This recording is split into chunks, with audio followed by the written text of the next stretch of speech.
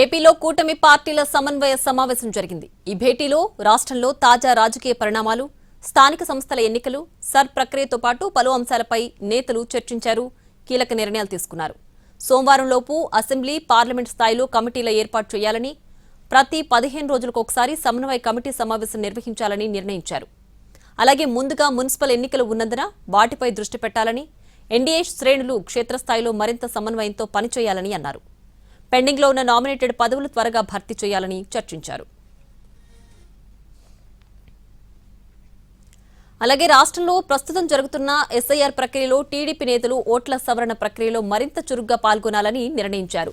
ఏ ఒక్క ఓటు తొలగిపోకుండా 3 పార్టీలు కలిసి అన్ని జాగ్రత్తలు తీసుకోవాలన్నారు. ఎమ్మెల్యేల అవినీతి ఆరోపణలపైన కూటమి నేతలు చర్చించారు.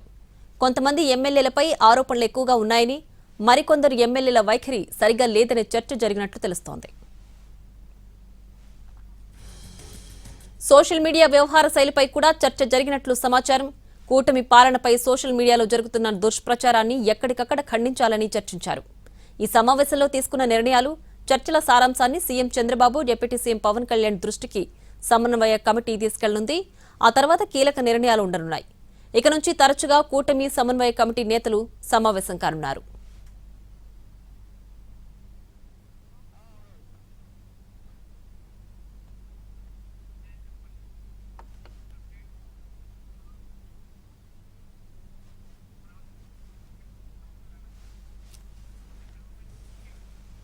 ఇక ఏపీలో కూటమి పార్టీల సమన్వయ సమావేశం జరిగింది. ఈ భేటీలో రాష్ట్రంలో తాజా రాజకీయ పరిణామాలు, స్థానిక సంస్థల ఎన్నికలు, సర్ ప్రక్రియతో పాటు పలు అంశాలపై నేతలు చర్చించి నిర్ణయాలు తీసుకున్నారు. దీనికి సంబంధించి పూర్తి డీటెయిల్స్ మా ప్రతినిధి ప్రసన్న అమరావతి నుంచి లైవ్ లో అందించడానికి సిద్ధంగా ఉన్నారు. ప్రసన్న, ప్రియా, 3 పార్టీల సమన్వయ కమిటీ సమావేశం కూటమిలో అంటే టీడీపీ, జనసేన, బీజేపీ 3 పార్టీల సమన్వయ కమిటీ సమావేశం జరిగింది. సమన్వయ కమిటీ సమావేశంలో ప్రధానంగా కీలక అంశాల గురించి ప్రధానంగా చర్చ జరిగింది. మొదట జిల్లా లేదా పార్లమెంట్ వారీగా కొన్ని కమిటీలు ఉండాలి, తర్వాత కింది స్థాయిలో కొన్ని కమిటీలు ఏర్పాటు చేసుకోవాలని చర్చ జరిగింది. అంటే జిల్లా పార్లమెంట్ స్థాయి కమిటీల్లో ఆ జిల్లాలో ఉన్న ఎమ్మెల్యేలు సభ్యులుగా ఉంటారు, ఎంపీ సభ్యులుగా ఉంటారు, పార్టీ అధ్యక్షులు ఉన్న వాళ్ళు కూడా సభ్యులుగా ఉండటం జరుగుతుంది. ఎందుకంటే పార్లమెంట్ వారీగా, జిల్లాల వారీగా కమిటీలు కనుక ఏర్పాటు చేస్తే దాని ప్రభావం కింది స్థాయిలో కొంచెం ఎక్కువగా ఉంటుంది.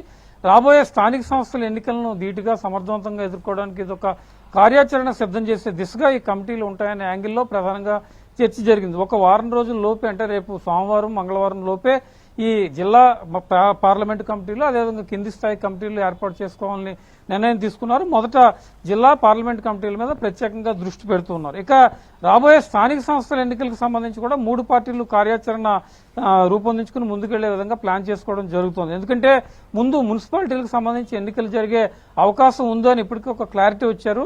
అర్బన్ ఏరియాలో 3 పార్టీల పరిస్థితి, అదేవిధంగా కూటమి పరిపాలన అర్బన్ ప్రాంతాలలో ఏ రకంగా ఉంది, అర్బన్ ఓటర్లు ఏ రకంగా ఆలోచిస్తున్నారు, దీని మీద ఒక అంచనాకు రావాలని ఒక నిర్ణయం కూడా తీసుకున్నారు. ఎందుకంటే మొదట మున్సిపల్ ఎన్నికలు జరిగితే కనుక చాలా వరకు అర్బన్ ప్రాంతాల్లో ఎక్కువగా ప్రభావితం చూపించే అవకాశం ఉంటుంది. కాబట్టి దానికి సంబంధించి సమన్వయ కమిటీలో చర్చించారు. తర్వాత పంచాయతీ కావచ్చు, ఇతర లోకల్ బాడీ ఎన్నికలు ఉంటే దాని మీద ప్రత్యేకంగా దృష్టి పెట్టాలని నిర్ణయం కూడా తీసుకోవడం జరిగింది. దీంతో పాటు కొంతమంది ఎమ్మెల్యేల అవినీతికి సంబంధించి కూడా ప్రధానంగా చర్చకు వచ్చింది. ఎందుకంటే కొంతమంది ఎమ్మెల్యేల మీద రిపీటెడ్ గా ఒక బ్యాడ్ నేమ్ వస్తుంది, కొన్ని రకాలైన మాఫియాల్లో వారు ఇరుక్కున్నారనే చర్చ కూడా జరుగుతుంది. సీఎం చంద్రబాబు కూడా చాలా సందర్భాల్లో ఎమ్మెల్యేలను హెచ్చరించిన పరిస్థితి ప్రధానంగా కనిపిస్తున్నా కొంతమంది ఎమ్మెల్యేలు ఇప్పటికీ ఎలాంటి మార్పు రాలేదు. ఎమ్మెల్యేల్లో మార్పు రాకపోతే కనుక దాని ప్రభావం కూటమి మీద తప్పనిసరిగా ఉంటుంది. స్థానిక సంస్థల ఎన్నికల మీద ఉండొచ్చు, లేకపోతే వచ్చే ఎన్నికల మీద ఉండొచ్చు. రిపీటెడ్ గా ఎమ్మెల్యేల మీద చాలా ప్రాంతాల్లో బ్యాడ్ నేమ్ కొనసాగితే కనుక ఆయా పార్టీల మీద, అది బీజేపీ అయినా, జనసేన అయినా, టీడీపీ అయినా ప్రభావం చూపించే అవకాశం ఉంటుంది, తప్పుడు సంకేతాలు వెళ్లే అవకాశం ఉంటుంది. కాబట్టి ఎమ్మెల్యేలు కొంత సెటరేట్ చేసే పనిలో 3 పార్టీలు కూటమిగా కలిసి నిర్ణయం తీసుకోవాలి అని చర్చించడం జరిగింది. దీంతో పాటు సమన్వయ కమిటీ సమావేశాలు కింది స్థాయిలో, అంటే ఏ యాంగిల్లో ఆలోచిస్తే కనుక ఆ సమావేశాలన్నింటినీ కూడా ఎప్పటికప్పుడు ప్రతి 15 రోజులకు ఒకసారి సమావేశం ఏర్పాటు చేసుకోవడం, దానికి సంబంధించి ఆ 15 రోజుల్లోని కార్యాచరణ, పాలన ఏ రకంగా ఉంది, పార్టీల వ్యవహార శైలి ఏ రకంగా ఉంది చర్చించడం, దీని feedback CM Chandrababu, deputy CM Pawan కళ్యాణ్కి ఎప్పటికప్పుడు తెలియజేసే విధంగా కూడా ప్లాన్ చేయడం జరిగింది. ఒక 15-20 రోజులకు ఒకసారి కూడా ఇప్పటి నుంచి సమన్వయ కమిటీ సమావేశాలు ఏర్పాటు చేసేలా నిర్ణయం తీసుకున్నారు. ప్రధానంగా వచ్చే లోకల్ బాడీ ఎన్నికల మీద, అంటే అక్టోబర్లో జరిగినా, నవంబర్లో జరిగినా, ఎప్పుడు జరిగినా దాని మీదే మెయిన్